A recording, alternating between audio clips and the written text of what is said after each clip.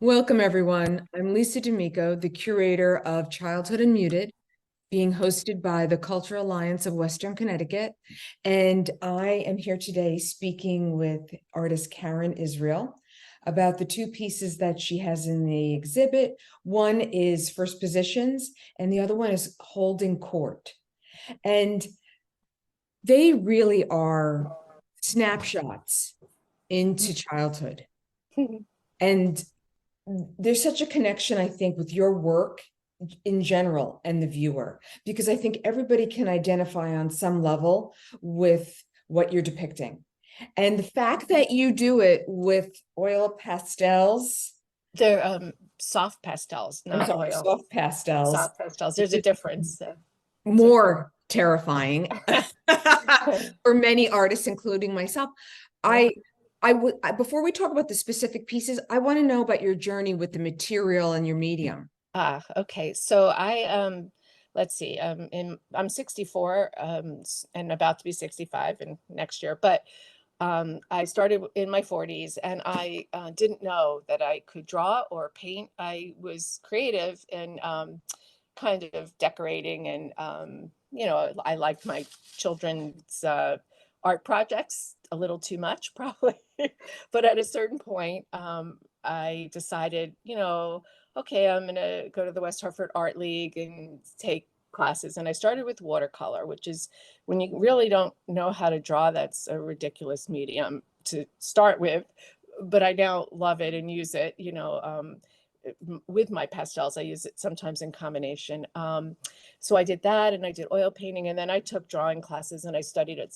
I got more and more, excited with the progress. And I always like to tell people, you might be able to dance. You just never know if you never tried. I mean, I never really tried art, before. So I just got as much education as I could without it being real formal.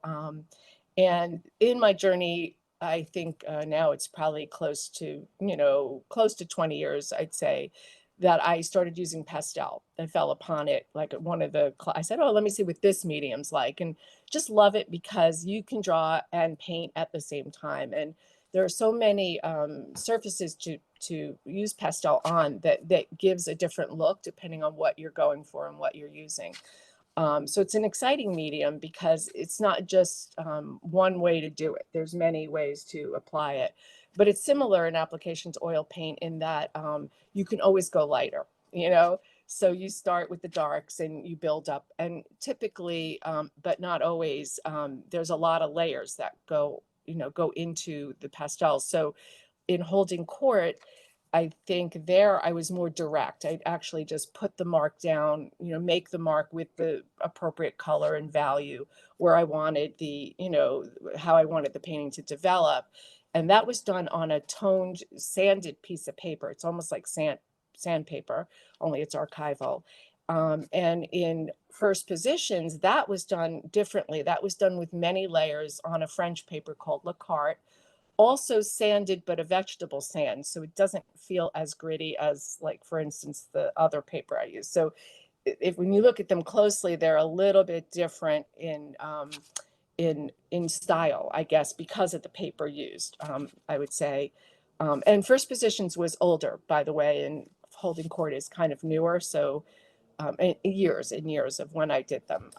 And both were photographs that I took. I was the first one, First Positions. I was, at my friend's child's ballet class and just saw a row of kids, and always was influenced by Degas. I liked how he would take and these were ballerinas. I like how he would put them on a diagonal. Like if you look at his design composition, which for me is the only reason to paint something. If it's exciting in its design, then I want to paint it. I don't care what the subject is, as long as the design, by design, I mean like the arrangements of shapes and lights and darks and what kind of abstract pattern that makes. And I paint representationally, but I actually think in an abstract way. And anyway, so with First Positions, I saw this kind of diagonal of like children. And as I'm taking the picture, one little girl very, very opportunistically turned her head towards me, and I thought, that's it. So I painted that, and that's quite a large painting, one of the largest probably I've done. And holding court was a different situation. It was my granddaughter at a younger age, just sitting on the couch, and I'm like, there's a moment, take a picture. So, and it was a story, and I like to tell a story as well with my paintings. So, You um, absolutely tell a story. There's definitely a narrative element to yeah, your work. Um, I was really struck. I mean, you are definitely a master when it comes to these soft pastels. thank you. But I'm also struck by your use of light. Yeah, You seem to know exactly where to put it to really heighten the drama and the intensity in the piece. thank you. Did that come naturally to you?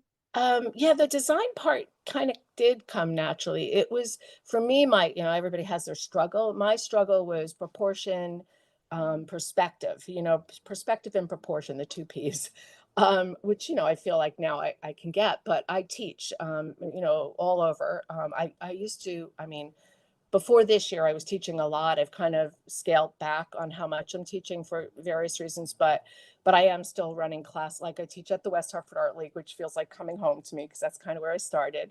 And I run a few online classes on, here and there, and some workshops, in the medium of pastel. But I don't teach paint like me. I teach art principles when I teach.